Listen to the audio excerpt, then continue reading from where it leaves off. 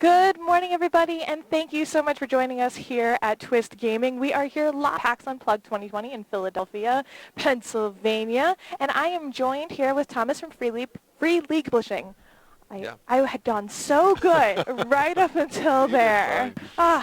Thomas, you guys have been working on that is now out, Yep. which is the official Alien RPG. Yes. Tell me about this. Is so cool. Like, how did you guys get to partner with 20th Century to do this? I have so many questions, but Yeah. we'll start there. Okay. No, it's really like a dream come true. We just had like a bit of a brainstorm for fun like 2 years ago, something like that. Just what would be like the dream licenses to work with for an RPG, because we do some licensed games before for smaller franchises and also some original content. So just had a dinner and just started talking what would be like the top 5 dream licensed games to do, and Alien was definitely on that list. That's so cool. Yeah, and just like a week after, I ran into someone that I work with who knew another guy who knows all the people in Hollywood and has the right, connections. The Kevin Bacon theory? Exactly.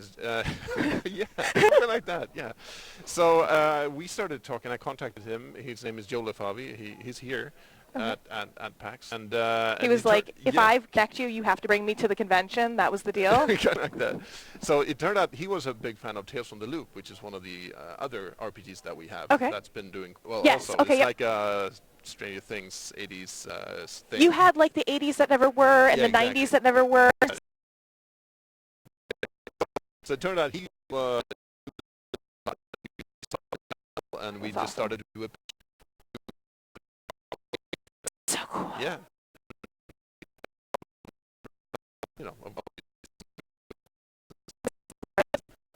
We signed a deal.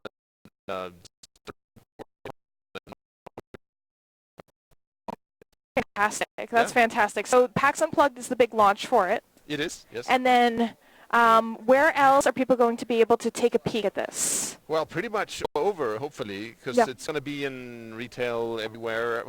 The official release date is December 10. It can always take a few days or possibly weeks for it to kind of end up everywhere, but it should end up in local hub stores everywhere. And if you don't find it, you can probably ask them, because it should be available in all kinds of general distribution. So yeah. So the Alien RPG game, and please forgive me, is based off of the Year Zero engine that you designed for your original game? Yeah, that's right. So tell me a little bit about what that is. Sure. Yeah, it's like the house system that we do, but it's really just core. So that we really adapted pretty much to a large extent for the theme and the game that we're actually doing.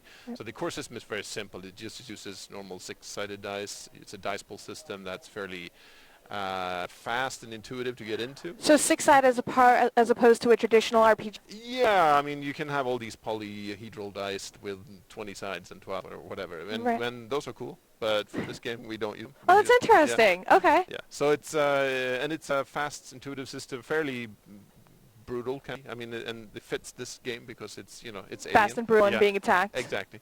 So we based on that, but then we tweaked it a lot to get the theme and the feeling of Alien because it's literally like a horror movie in space. We got that tension, rising tension, stress, that thing going, game mechanics. So it's really all of that's like what we're trying to go for.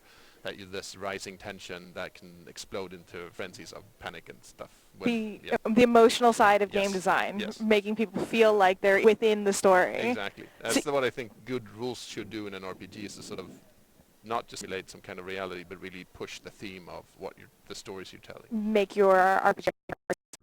For me, I enjoy playing. I don't play RPGs. I play a lot of computer RPGs, but it's all about immersive experience.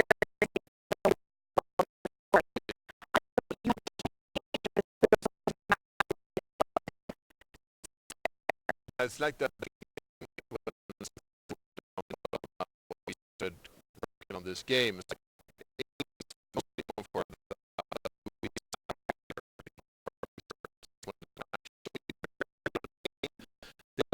that much about the greater universe, and like then and there, really intense stories that this has happened. With most people dying. Maybe that's and we put this. That should be part of the game, to be able to play those kinds of stories.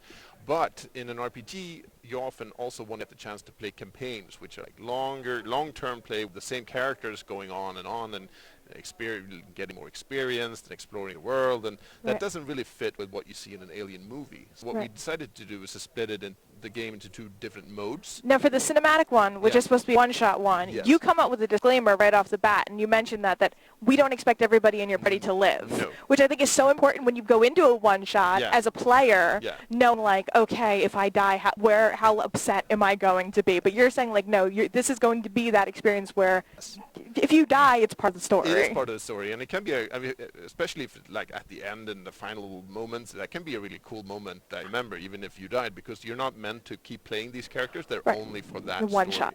And the way we structured this is that we have 3 acts, and typically the really like intense stuff is we try to make it come in the 3rd and final act so that you don't die in the first scene, because that could be a bit of a bummer. Right.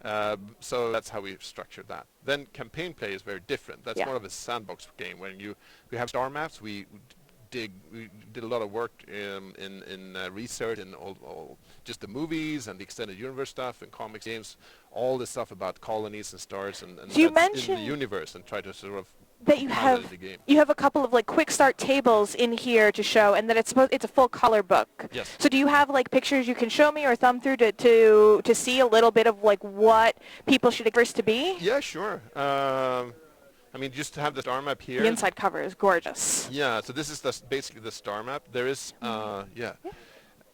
sure. Be very safe to the... Yeah, there you go.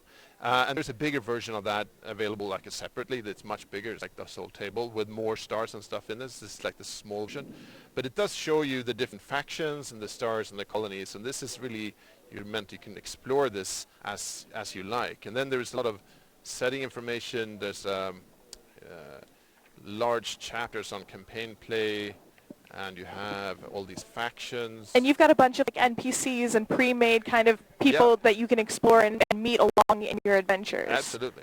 So this is a 400-page book with a lot of... Fantastic. So if you ever wanted to know stuff about the universe that you might not actually see in the movies, this is a great resource just to sort of dive into the whole thing. I mean, there's 40 years of stuff being made for this world. Where did you find where did you go for your research to find things that you felt fit in the universe? Yeah, I mean, that's one of the first things we did, was to look for the right people. I mean, we're all big Alien fans, but there are always that person who is like the super expert. I'm a Star Wars fan, but I'm not the super expert, so I can relate. Yeah, and we found that guy, and his name is Andrisi Gaska, and he used to work as a franchise consultant for Fox on Alien and some other franchises, and he's also an author.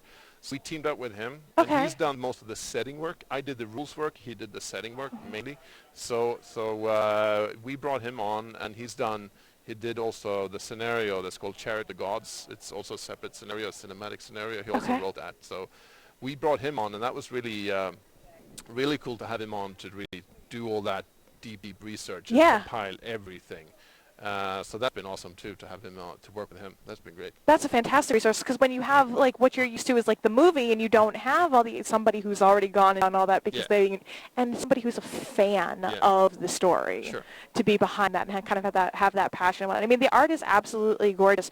Who did a lot of the art from inside of the book? Yeah, I mean, that's one of the things that we do in all our games basically, and this one as well, is that we want to get a very clear like graphic profile with the graphic design and the art as well. And that one way to do that is to look for great artists and try not to have too many different artists in the same book to get a consistent style. So, and that's what we did, and this is almost all of the art is by our in-house artist, Martin Grip, he's called. He's gorgeous. He's really, really good. So he's done most of the stuff for this book, and then we have some other artists I'd like to just mention for these. We have in the book. I don't know if you can see it, but we have these blueprint style schematics of ships that is done by John R. Mulaney. He does these awesome schematics of ships and vehicles. So he's also done work on the art side for that kind of art. It's absolutely gorgeous, and I think the graphic design layout, the layout of the book is wonderful too. As you're continuing to flip through the pages, I feel like the same space theme goes through. Like it never it seems like it's very readable, but at the same time it keeps you that theme, which helps you with immersion. Oh yeah.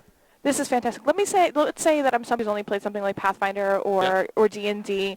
If I wanted to try this RPG, what is the biggest things you would tell me that are different or unique or what have you? I think the biggest difference is probably that it's you won't level up in the same way as a classic D&D game where you get more and more powerful and collect. It's not about collecting. It's not about leveling up and getting gear. That can be a lot of fun, but this game is not really about that. This is more about the experience in the moment, experiencing the stories. I guess maybe that's and if you play cinematic mode, dying can be a cool part of this. It can be fun. I mean, in this game it can be. So it's a bit of a different feel in that sense. But apart from that, it's not that different. The rules are simple, easy to get into. So if you want to get a change of pace from D&D or something, I think probably this be a pretty easy game to get into and try out if you want to try something different. That's very cool.